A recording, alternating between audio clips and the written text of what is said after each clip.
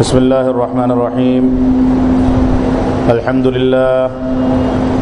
لله نحمده ونستعينه ونستغفره ونعوذ بالله من شرور أنفسنا ومن سيئات أعمالنا. من يهده الله فلا مضل له ومن يضلل فلا هادي له، وأشهد أن لا إله إلا الله وحده لا شريك له، وأشهد أن محمدا عبده ورسوله. أما بعد، فإن خير الحديث كتاب الله، وخير الهدي هدي محمد صلى الله عليه وسلم، وشر الأمور محدثاتها، وكل محدثة بدعة، وكل بدعة ضلالة، وكل ضلالة في النار. فأعوذ بالله السميع العليم من الشيطان الرجيم. بسم الله الرحمن الرحيم. يريد الله بكم اليسر ولا يريد بكم العسر. وقال الله تبارك وتعالى: لا يكلف الله نفسا إلا وسعها. وقال النبي صلى الله عليه وسلم: إن الدين يسر. رواه البخاری. محترم سامعین کرام، بزرگان دین، نوجوانان ملت اسلامیہ اور خواتین اسلام، اللہ رب العالمین نے دین اسلام کو، شریعت اسلامیہ کو اور قرآن و سنت کو انسان کے لیے رشد و ہدایت کا ذریعہ بنایا ہے. اسی طرح سے دین اسلام اور شریعت اسلامیہ کو انسانیت کے لیے آسان دین اور آسان طریقہ اور آسان مذہب قرار دیا گیا. تمام کی تمام چیزوں میں جہاں دوسرے ادیان شدت اختیار کرتے ہیں یا تساہلی اختیار کرتے ہیں، وہیں دین اسلام کو دین وسط قرار دیا گیا. اللہ رب العالمین نے فرمایا: وَكَذَلِكَ جَعَلْنَاكُمْ أُمَّةً وَسَطًا، کہ ہم نے تم کو اسی طرح سے درمیانی امت قرار دیا ہے. یعنی اسلام جو فیصلے کرتا ہے وہ فیصلے افراط و تفریط سے بری ہوتے ہیں. جو فیصلے کرتا ہے ان فیصلوں کے اندر نہ شدت پائی جاتی ہے اور نہ ہی اسی طرح سے تساہل اور سستی کا شکار ہوتا ہے، بلکہ اسلام انسان کے مزاج کے مطابق، انسان کے ذہن کے مطابق، انسان کی آسانیوں کو مد نظر رکھتے ہوئے وہ فیصلے کرتا ہے جن فیصلوں کے نتیجے میں انسان آسانی کی زندگی گزار سکے. اسلام اسی وجہ سے فلاح انسانیت کا ضامن ہے. یہی اسباب ہیں کہ اسلام کے علاوہ دنیا میں کوئی ایسا مذہب نہیں پایا جاتا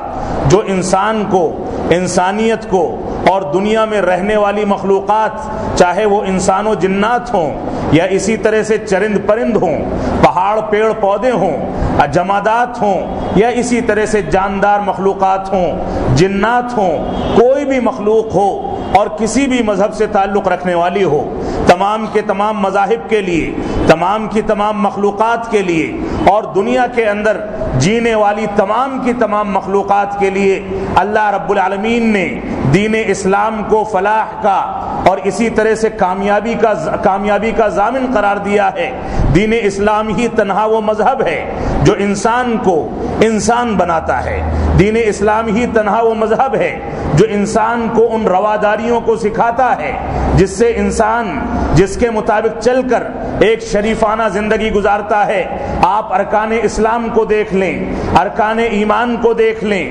دینی تعلیمات کو دیکھ لیں، قرآن مجید کی اساسی تعلیمات کو دیکھ لیں، قرآن مجید میں جو فضائل ذکر کیے گئے ہیں ان کا مطالعہ کر لیں، قرآن مجید میں جو احکام و مسائل ذکر کیے گئے ہیں ان کا مطالعہ کر لیں، قرآن مجید میں جو توحید کی تعلیمات ہیں ان کو پڑھ جائیں. تمام کی تمام چیزوں میں، چاہے قرآن مجید ہو، چاہے رسول اکرم صلی اللہ علیہ وسلم کی وہ احادیث مبارکہ ہوں جو صحیح سند سے ثابت ہیں اور انسانیت کے لیے رشد و ہدایت کا سامان مہیا کرتی ہیں، یہ ساری کی ساری چیزیں انسان کو انسان بناتی ہیں، انسان کو ایسا راستہ دکھاتی ہیں جن راستوں پر چل کر انسان حقیقت میں انسان بنتا ہے اور رشد و ہدایت کے راستوں کو تلاش کرتا ہے. یہی اسباب ہیں کہ رسول اکرم صلی اللہ علیہ وسلم نے اپنی سیرت مبارکہ میں، اپنی احادیث مبارکہ میں، اپنے مبارک اقوال میں، اپنے مبارک احکام و مسائل میں،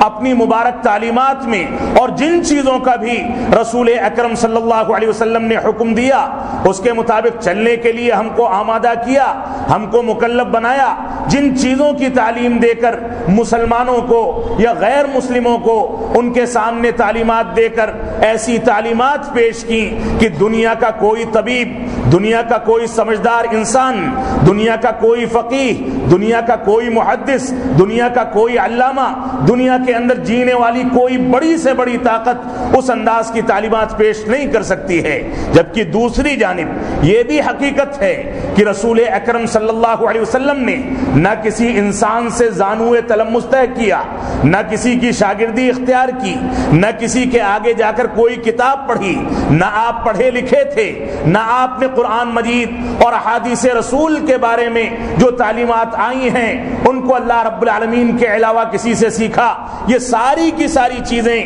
اس لیے بھی فطرت پر مبنی ہیں کیونکہ رسول اکرم صلی اللہ علیہ وسلم کے بارے میں یہ تصور نہیں کیا جا سکتا کہ آپ نے کسی اس دنیا میں جینے والے کسی فقیہ کے آگے زانوئے تلمس طے کر کے اس کی شاگردی اختیار کی ہو اور اس کے بعد اس کے اثرات آپ کے اوپر مرتب ہوئے ہوں، ہرگز نہیں۔ اس کے باوجود رسول اکرم صلی اللہ علیہ وسلم کی تعلیمات، آپ نے جو ہدایات دی ہیں، آپ نے طبی معاملات میں، آپ نے دنیا کی زندگی گزارنے کے معاملات میں، دنیا کے واجبات کے معاملات میں، عبادات کے معاملات میں، فضائل میں، احکام و مسائل میں، واجبات اور فرائض میں، نوافل میں، کھانے پینے کے آداب میں، اٹھنے بیٹھنے کے آداب میں، رہنے سہنے کے آداب میں، یہاں تک کہ ملنے جلنے کے آداب، تجارت کے آداب، تمام کی تمام چیزوں میں رسول اکرم صلی اللہ علیہ وسلم نے ایک فطری زندگی گزارنے اور کسی کی شاگردی اختیار نہ کرنے کے باوجود جتنی جامع تعلیمات دیں، یہ اس بات کی کھلی تعلیم ہے اور اس بات کا کھلا چیلنج ہے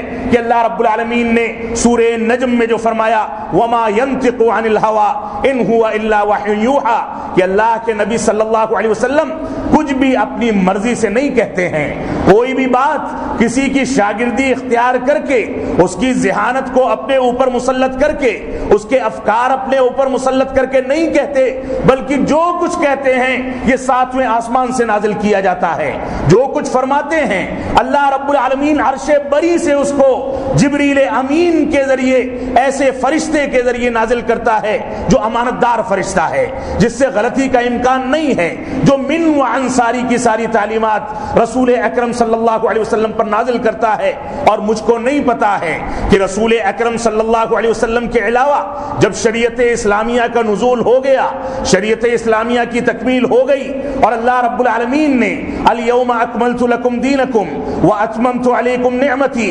ورضیت لکم الاسلام دینا، اس آیت کریمہ کے ذریعے دین اسلام کو اپنا پسندیدہ مذہب اور اسلام کو اپنا آخری مذہب اور اسی طرح سے اسلام پر چلنے کو اپنے لیے، انسانیت کے لیے خیر اور فلاح کا ضامن قرار دے کر اس آیت کریمہ کے نزول کے ساتھ دین اسلام کی تکمیل کر دی۔ جب دین اسلام کی تکمیل ہو گئی تو تکمیل کے بعد دنیا کی کوئی ایسی شخصیت دکھا دی جائے، کوئی ایسا فقیہ دکھا دیا جائے، کوئی ایسا امام دکھا دیا جائے، کوئی ایسا محدث دکھا دیا جائے، کوئی ایسا مفتی دکھا دیا جائے، کوئی ایسا پیر و مرشد دکھا دیا جائے، کوئی ایسا سجادہ نشین دکھا دیا جائے، کوئی ایسا عالم و خطیب دکھا دیا جائے جس کی بات کو حرف آخر قرار دے کر قرآن و سنت سے ثابت کیا جا سکے۔ رسول اکرم صلی اللہ علیہ وسلم کے فرامین، آپ کے اقوال، آپ کے فرامین، آپ کے احکام و مسائل، آپ نے جو کچھ انسانیت کو بتا دیا، اگر وہ صحیح سند سے ثابت ہے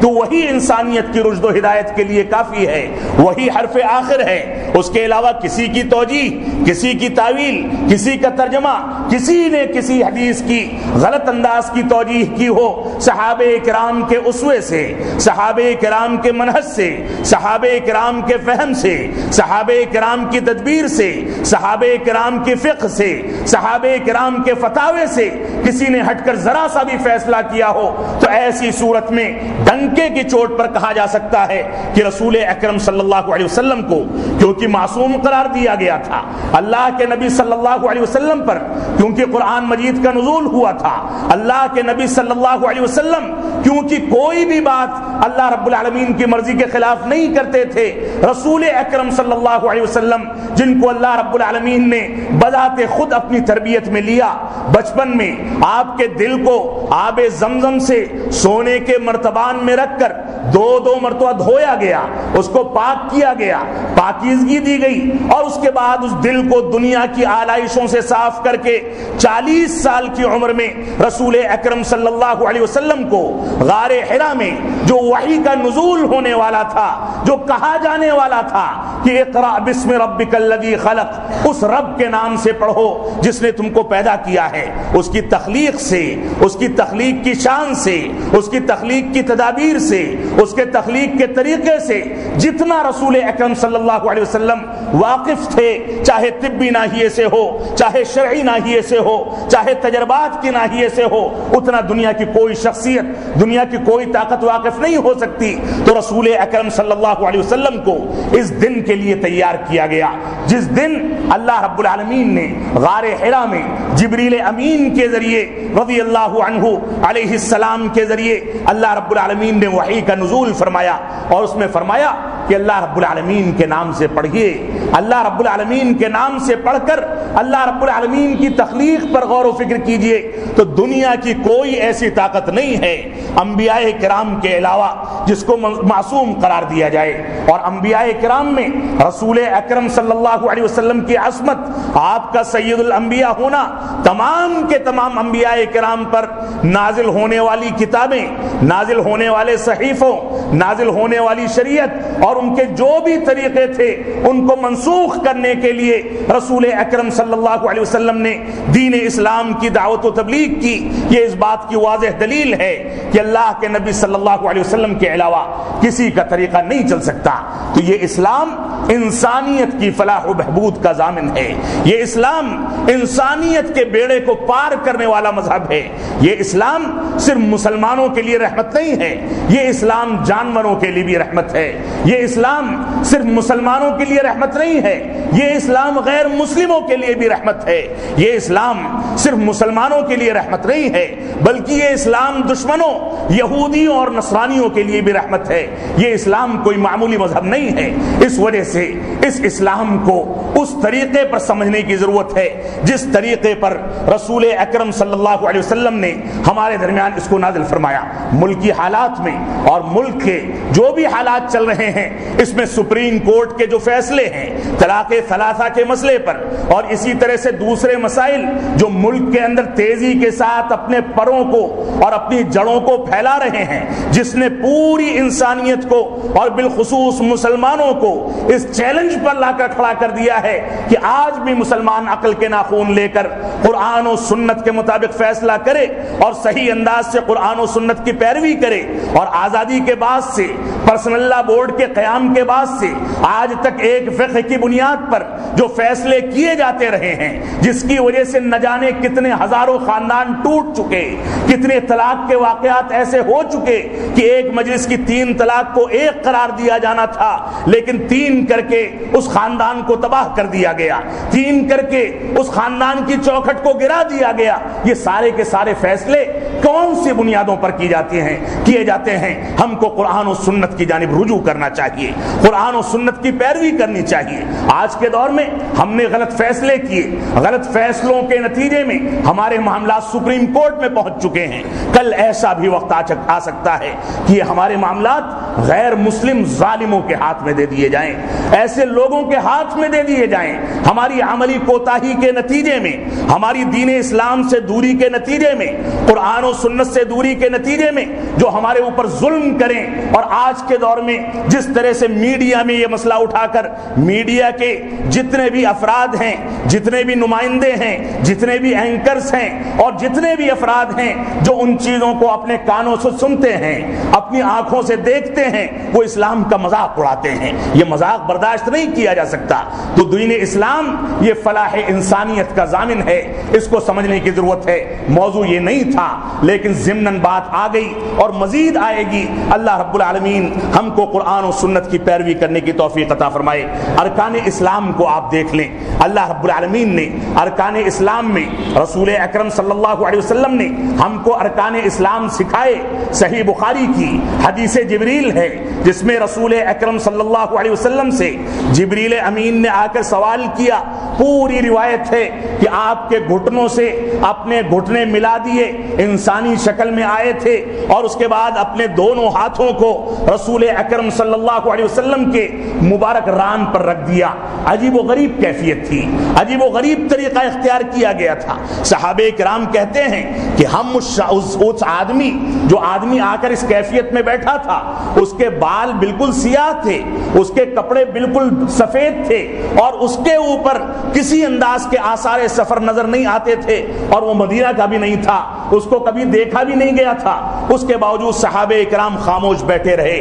کیونکہ نبی آخر الزماں کے سامنے یہ مقدمہ پیش کیا جانا تھا، ان کے سامنے گفتگو کا سلسلہ چلنا تھا۔ جب نبی بولنے لگے تو کسی امتی کے لیے یہ جائز نہیں کہ اس کی آواز پر اپنی آواز کو بلند کرے۔ جب نبی کا فیصلہ آ جائے تو کسی مفتی کے لیے، کسی بڑے سے بڑے علامہ یا محدث کے لیے یہ جائز نہیں کہ اللہ کے نبی صلی اللہ علیہ وسلم کی آواز پر آواز کو بڑھائے۔ اس وجہ سے سارے کے سارے صحابہ کرام خاموش ہیں۔ جبریل امین نے سوال کیا کہ اللہ کے نبی صلی اللہ علیہ وسلم بتائیے یہ اسلام کیا ہے؟ انہوں نے بتایا کہ اسلام فلاں فلاں چیزوں کو ماننے کا نام ہے۔ اس کے بعد جبریل نے فرمایا صدقتا، کہ آپ نے سچا کہا، سچائی کے ساتھ جواب دیا۔ صحابہ کرام مزید تعجب میں کہ سوال بھی کرتا ہے، تصدیق بھی کرتا ہے، عجیب و غریب انداز ہے بیٹھنے کا، نہ سفر کے آثار ہیں، نہ تھکان ہے، نہ بال بکھرے ہوئے، نہ کپڑے کے اندر میل کچیل، باہر سے آیا بھی نہیں ہے،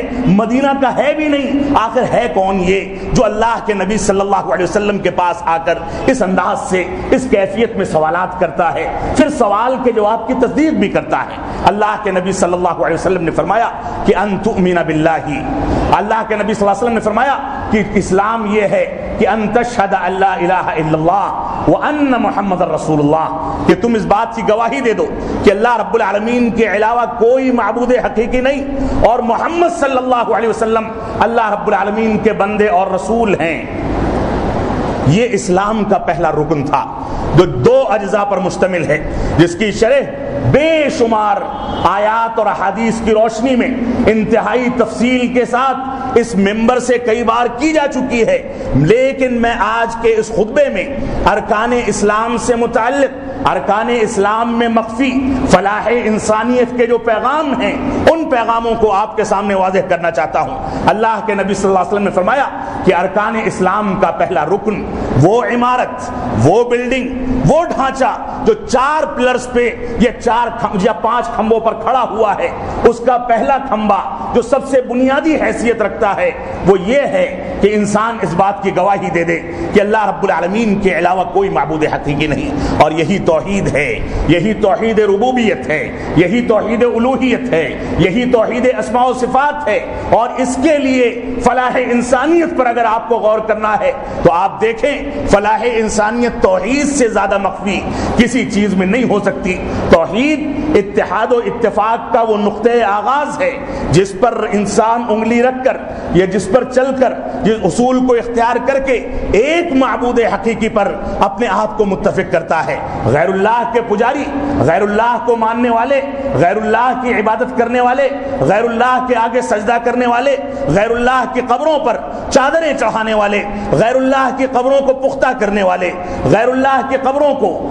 کے اوپر تعمیرات کرنے والے، غیر اللہ کی قبروں کے اوپر کتبات ایسے لگانے والے جن کے اوپر نام و نسب لکھ دیا جائے، تاریخ وفات لکھ دی جائے، غیر اللہ کی قبروں پر بیٹھ کر تلاوت کلام پاک کرنے والے، فاتحہ خوانی کرنے والے، اور اسی طرح سے سورہ یاسین پڑھنے والے، یہ سارے کے سارے افراد ان باتوں کا جواب دیں کہ قرآن و سنت میں ان چیزوں کی مخالفت صریح انداز میں ذکر کی گئی ہے۔ اس سے پہلے دلائل کے ساتھ ان پر روشنی ڈالی جا چکی ہے۔ اللہ رب العالمین نے یہ فرما دیا کہ جب تم اللہ رب العالمین کی توحید کو اختیار کرو گے تو ایسی صورت میں اگر بھوک لگے گی تو اللہ سے مانگو گے، پیاس لگے گی تو اللہ سے مانگو گے، کسی کی موت اور زندگی کی بات ہوگی تو اللہ رب العالمین کے آگے سجدہ کرو گے، اس سے دعائیں مانگو گے۔ اگر تم کو کوئی پریشانی ہوگی تو اللہ رب العالمین سے مانگو گے۔ اگر تمہارے یہاں کسی انداز کا کوئی زوال آئے گا تو زوال کو ختم کرنے کے لیے اللہ رب العالمین کے آگے رو گے،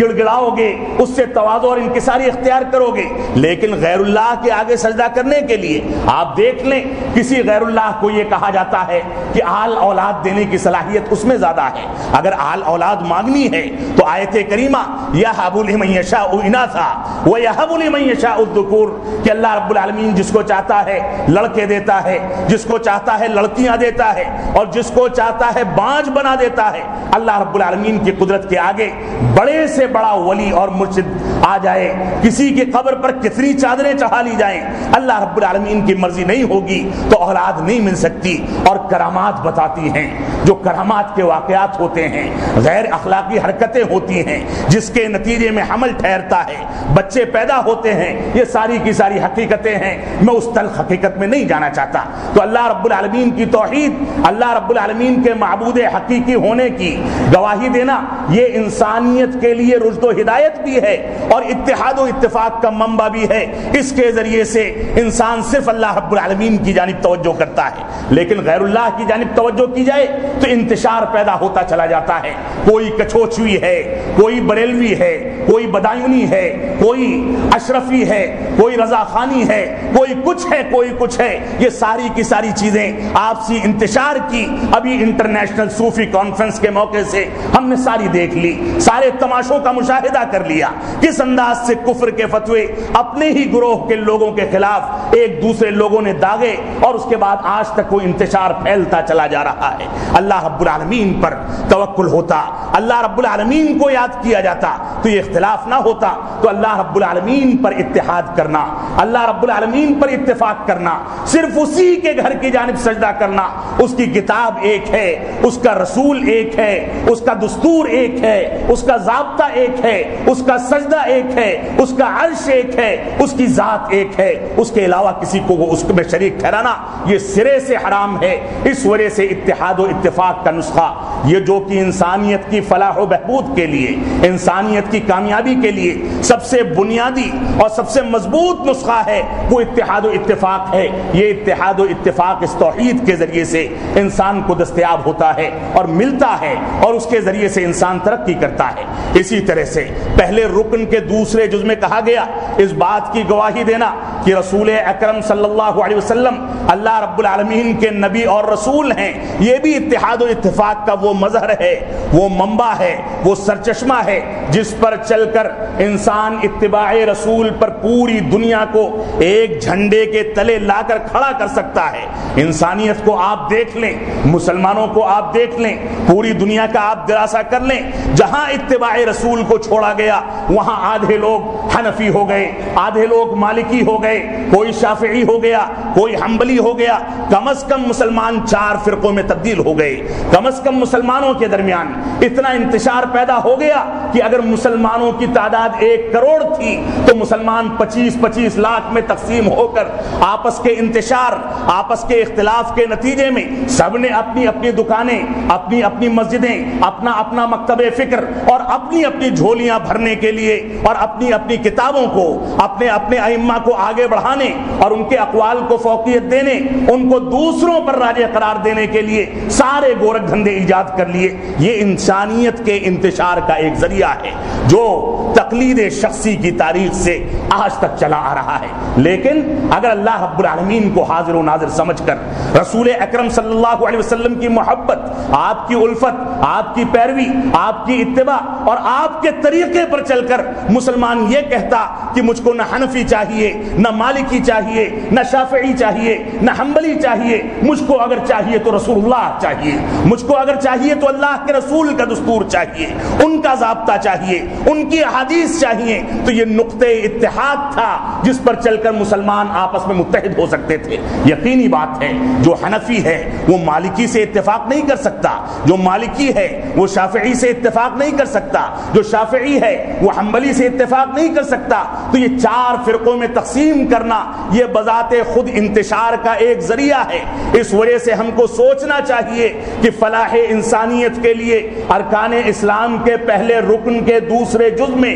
رسول اکرم صلی اللہ علیہ وسلم کی پیروی کرنے کا جو حکم دیا گیا آپ کے رسول ہونے کی گواہی دینے کا جو حکم دیا گیا، اس میں بھی یہ پیغام مخفی ہے کہ انسانیت ایک نبی پر متفق ہو جائے، انسانیت ایک دستور پر متفق ہو جائے، انسانیت قرآن و سنت پر متفق ہو جائے، اور ادھر ادھر کے جو بھی اقوال ہیں وہ اقوال اگر قرآن و سنت کے مطابق ہیں تو ان کا احترام کیا جائے، ان کو لیا جائے، ان ائمہ کرام کا مکمل احترام کیا جائے جن ائمہ کرام نے یہ کہہ دیا کہ اذا صح الحدیث فہو مذہبی، جب صحیح حدیث ثابت ہو جائے تو وہی میرا مذہب ہے، ان کا احترام کرتے ہوئے ان کے ان اقوال کو چھوڑ دیا جائے جو اقوال ان کی لا علمی کے نتیجے میں، ان تک احادیث نہ پہنچنے کے نتیجے میں، یا اسی طرح سے مختلف روایات کی شکل میں کوئی ضعیف یا کمزور روایت ان تک پہنچنے کی شکل میں انہوں نے اپنے اخلاص کے نتیجے میں، دعوت و تبلیغ کے جذبے کے نتیجے میں، دنیا کے اندر اسلام کو پھیلانے کے جذبے کے نتیجے میں اپنا فیصلہ تو سنا دیا لیکن اپنے دامن کو جھاڑ لیا کہ اگر مجھ سے بشری تقاضے سے کوئی غلطی ہو جائے، یقینی بات ہے کہ اللہ رب العالمین نے ان کو معصوم نہیں بنایا، اگر بشری تقاضے سے کوئی غلطی ہو جائے تو ایسی صورت میں ان کے قول کو دیوار پر مار دیا جائے اور اللہ کے نبی صلی اللہ علیہ وسلم کے اقوال کو لے لیا جائے۔ یہی وجہ ہے کہ امام ابو یوسف اور امام محمد رحمۃ اللہ علیہ جب لکھ رہے تھے اپنے امام اعظم امام ابو حنیفہ رحمۃ اللہ علیہ کی باتوں کو تو انہوں نے پوچھا کہ کیا لکھ رہے ہو؟ تو انہوں نے کہا کہ ہم آپ کی باتوں کو نوٹ کر رہے ہیں۔ تو فرمایا خبردار میری باتوں کو نہ لکھو، بلکہ میں جہاں سے اخذ کرتا ہوں، جہاں سے ماخوذ کر کے لیتا ہوں، جہاں سے نقل کرتا ہوں، یعنی احادیث رسول اور آیات کریمہ، وہاں سے لے کر تم نوٹ کرو، اصل منبع و مصدر سے، اصل مرجع و مصدر سے تم بات کو لو اور اس کے بعد نوٹ کرو۔ اس طرح سے میری باتوں کو نوٹ کرنا تمہارے لیے جائز نہیں۔ اسی وجہ سے فرمایا کہ جو آدمی میرے قول کو لے کر کوئی فتویٰ دیتا ہے اس کے لیے حرام ہے کہ میرے قول کی بنیاد پر فتویٰ دے، کیونکہ قرآن و سنت ہی وہ مصدر و مرجع ہیں جن کی بنیاد پر انسان اقوال کو ذکر کر سکتا ہے، جن کی بنیاد پر انسان فتویٰ دے سکتا ہے، یہ کوئی بات کر سکتا ہے۔ اسی طرح سے آپ ارکان اسلام میں سے اقامت صلاۃ پر آئیں۔ ارکان اسلام کا دوسرا رکن نماز قائم کرنا، موجودہ دور میں جیسے 4 فرقے ویسے 4 انداز کی نمازیں، جس انداز سے مختلف مکاتب فقر اور مختلف انداز کے فتوے، اسی انداز سے مختلف انداز کی نمازیں۔ یہ 4 تو وہ ہیں جن کو یہاں پر دیکھا جاتا ہے، لیکن اس کے علاوہ پتہ نہیں کتنے مکاتب فکر اور کتنی رائیں اس دنیا کے اندر قائم کی جاتی ہیں اور غلط انداز سے نمازوں کو اور عبادات کو انجام دیا جاتا ہے۔ یہ نمازیں انسانیت کے لیے رشد و ہدایت کا پیغام ہیں۔ یہ نمازیں 5 وقتہ نمازوں کی باجماعت ادائیگی انسان کو وقت کا پابند بناتی ہے۔ بار بار اللہ رب العالمین کو یاد کر کے اس کے آگے سر جھکا کر انسان کو منکسر المزاج بناتی ہے، اس کے اندر تواضع پیدا ہوتا ہے، اس کے اندر سے گھمنڈ کے شائبے نکلتے ہیں، وہ جراثیم نکلتے ہیں جس کی بنیاد پر اس کی ناک چڑھ جاتی ہے، اس کا سر اٹھ جاتا ہے، اس کے اندر تواضع پیدا ہوتا ہے۔ یہ نمازیں انسان کو وقت کا پابند بناتی ہیں اور دنیا کی کوئی طاقت نہیں بتا سکتی، چاہے کفار ہوں، چاہے اسلام دشمن ہوں، چاہے دنیا کی کوئی بھی قوم ہو، جن قوموں نے اس دنیا کے اندر ترقی کی ہے وہ وقت کی پابند ہوا کرتی ہیں۔ اسلام وقت کی پابندی کے نتیجے میں انسان کو کامیابی عطا فرماتا ہے، اللہ رب العالمین کامیابی عطا فرماتا ہے۔ یہ نہیں دیکھا جاتا کہ انسان کا تعلق مسلمانوں سے ہے، یہودیوں سے ہے، نصرانیوں سے ہے، اسلام دشمن سے ہے، بلکہ انسان جب محنت کرتا ہے تو اس کے لیے آیت کریمہ وَأَن لَيْسَ لِلْإِنسَانِ إِلَّا مَا سَعَىٰ کہ انسان کے لیے وہی کچھ ہے جس کو وہ کمائے گا۔ اس وجہ سے انسان ان نمازوں کی وجہ سے تواضع پیدا کرتا ہے، اللہ رب العالمین کے آگے روتا ہے۔ دن بھر میں کم از کم 5 وقت کی نمازوں میں کئی مرتبہ سجدہ کر کے، کئی مرتبہ سورہ فاتحہ کی تلاوت کر کے، کئی مرتبہ دعائیں پڑھ کے اللہ رب العالمین کو یاد کرتا ہے، توبہ و استغفار کرتا ہے۔ اس کے نتیجے میں انسان کے دل کے اندر سے نکلنے والی آوازیں، اس کے اندر طبیعت پیدا ہوتی ہے، فطرت پیدا ہوتی ہے، انسان کا ظاہر و باطن دونوں پاکیزہ ہوتا ہے۔ اس وجہ سے یہ نمازیں انسانیت کے لیے فلاح کا ضامن ہیں اور کامیابی کا ضامن ہیں۔ نماز کی پابندی سے انسان کامیابی کا سلیقہ سیکھتا ہے، تواضع انکساری آتی ہے، شکر گزاری کا جذبہ پیدا ہوتا ہے کہ انسان اس رب کائنات کو کم از کم 5 مرتبہ یاد کرے کہ جس رب کائنات نے اس کو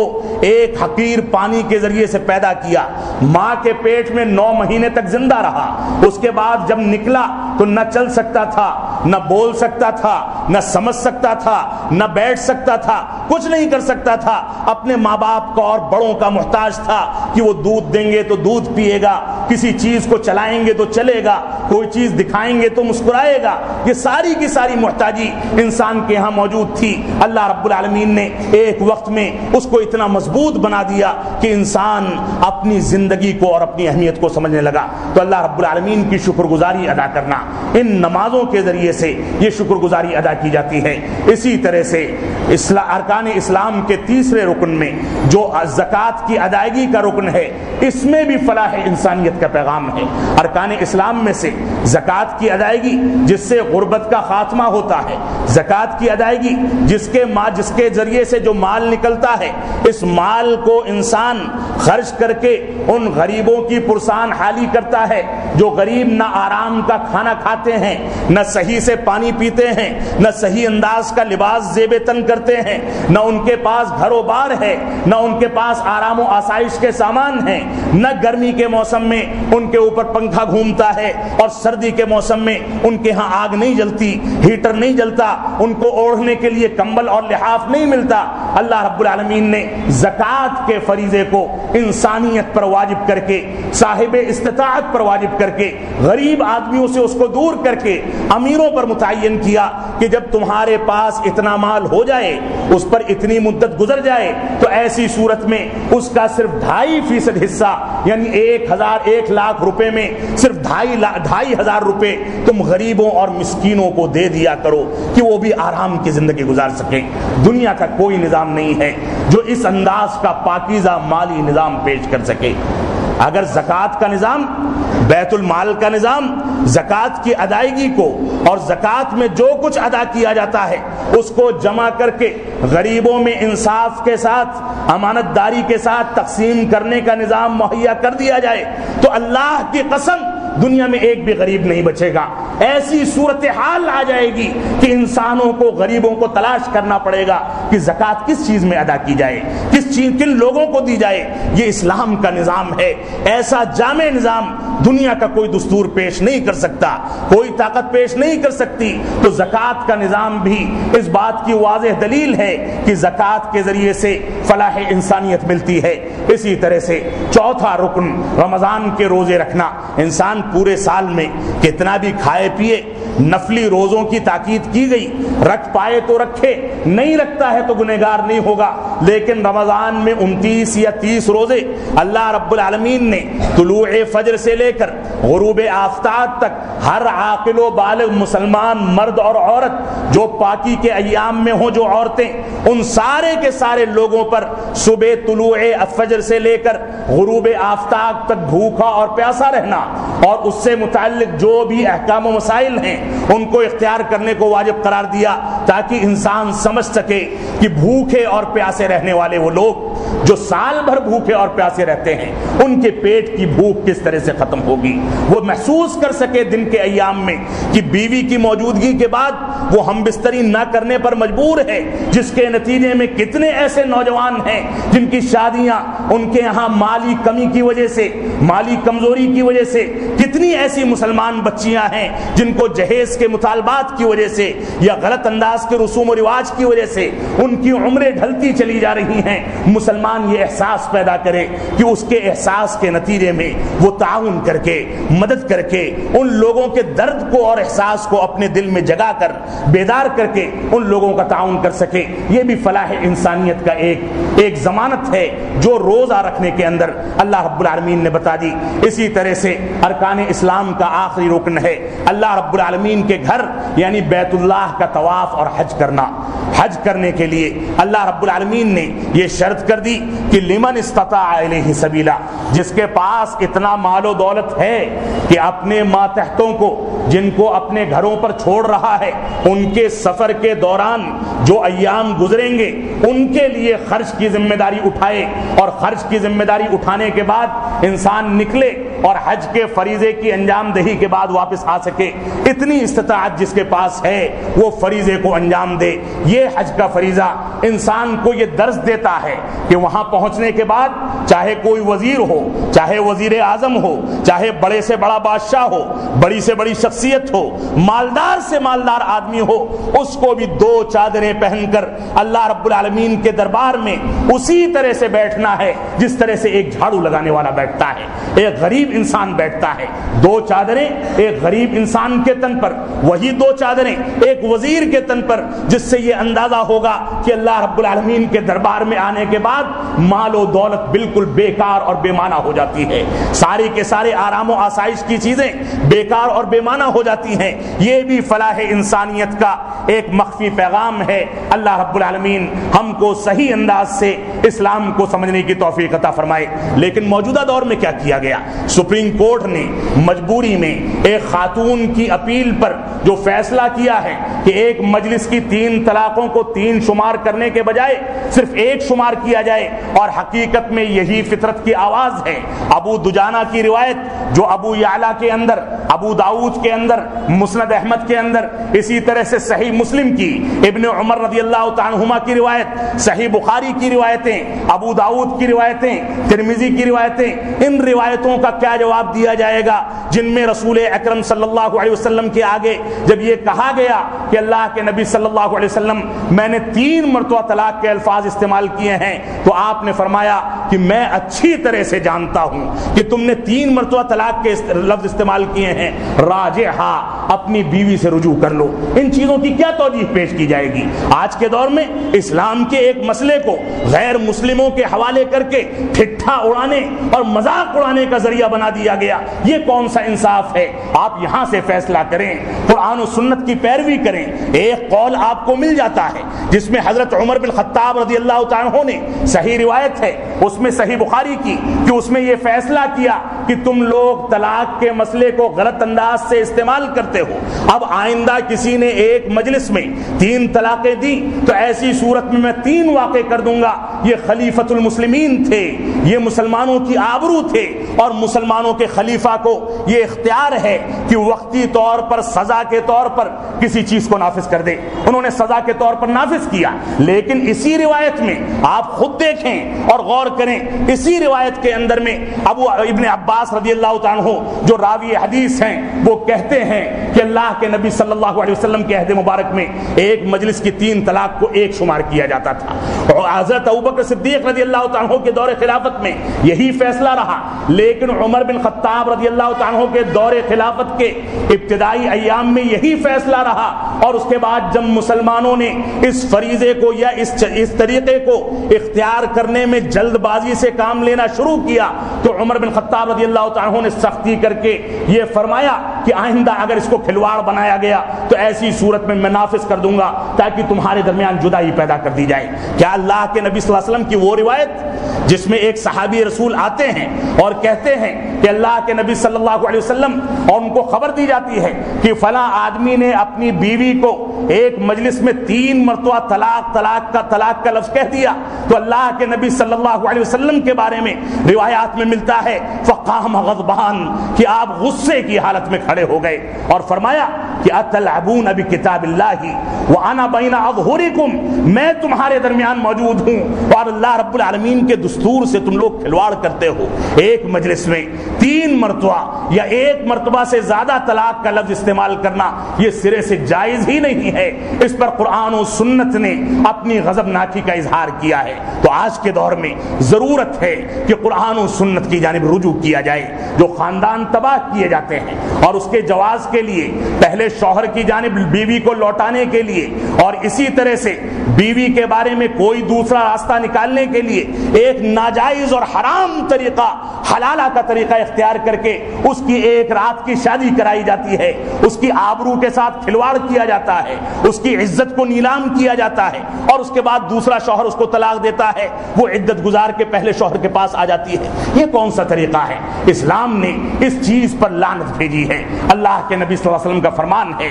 کہ حلالہ کرنے والے پر، حلالہ کروانے والے پر اللہ رب العالمین کی لعنت ہے۔ تو یہ بھی فلاح انسانیت کا پیغام ہے کہ انسان اور اسلام نے انسانوں کو طلاق ثلاثہ کے معاملے میں 3 مہینے کا اختیار دیا۔ یہ کون سا انصاف ہے کہ انسان طیش میں آئے، غصے میں آئے، بیوی سے جھگڑا ہو اور ایک مجلس میں لگاتار 3 فائر داغے اور اس کے بعد اس کو چوکھٹ سے باہر کر دیا جائے؟ پوری زندگی کا فیصلہ اس کے نکاح پر لاکھوں روپے خرچ کیے گئے، پوری زندگی کا فیصلہ اس کے ولیمے پر لاکھوں روپے خرچ کیے گئے، 2 خاندانوں کو ایک کیا گیا اور چند منٹوں کے اندر اس خاندان کو تباہ و برباد کر دیا جائے۔ یہ کون سی فطرت ہے؟ اسلام تو یہ کہتا ہے کہ تم کو 3 مہینے تک سوچنے کا موقع ہے۔ آپ صحیح مسلم کی ابن عمر رضی اللہ عنہما کی وہ روایت اٹھائیں جس میں جب ان کے والد حضرت عمر بن خطاب رضی اللہ عنہ نے آ کر خبر دی کہ اللہ کے نبی صلی اللہ علیہ وسلم میرے بیٹے نے میری بہو کو یعنی اپنی بیوی کو طلاق دے دی ہے، تو اللہ کے نبی صلی اللہ علیہ وسلم نے کہا کہ اس کو کہو کہ رجوع کر لے، جب دوسری مرتبہ وہ طہارت کے ایام میں آئے گی، اس کی ماہواری ختم ہوگی، تو ایسی صورت میں دوسری طلاق دے گا، اور پھر بھی اس کو سوچنے سمجھنے کے بعد وہ دونوں اس نتیجے پر نہ پہنچ سکے کہ وہ دونوں آپس کی زندگی گزارنا چاہتے ہیں، تو ایسی صورت میں تیسری طہارت میں، تیسری ماہواری کے بعد تیسری طلاق دیں، لیکن اس ماہواری میں ہم بستری نہ کریں۔ یہ سنت کا مسنون طریقہ ہے جس طریقے کو اختیار کرنے کی ضرورت ہے۔ اللہ رب العالمین ہم کو تمام معاملات میں قرآن و سنت کی پیروی کرنے کی توفیق عطا فرمائے، ہم کو تمام معاملات میں قرآن و سنت کی جانب رجوع کرنے کی توفیق عطا فرمائے، اور اپنے معاملات کو قرآن و سنت کی روشنی میں ایسے مواقع سے حل کرنے کی توفیق عطا فرمائے، ایسا نہ ہو کہ حل ہم نہ کریں اور اس کے بعد معاملات کفار کے حوالے کر دیے جائیں، سپریم کورٹ اور ہائی کورٹ کے حوالے کر دیے جائیں، اور اس کے بعد پورے ہندوستان کے مسلمانوں پر کسی انداز کا نظام نافذ کر دیا جائے، تھوپ دیا جائے، شریعت میں دخل اندازی کی جائے۔ یہ ساری کی ساری چیزیں ہماری کوتاہی اور قرآن و سنت سے دوری، اپنے فقہ کا لحاظ کرنے اور فقہ کے مطابق فیصلہ کرنے کے نتیجے میں ہے۔ آپ دیکھیں اسلامی ممالک میں کیا فیصلے کیے جاتے ہیں، ان کی فقہ بھی یہی کہتی ہے،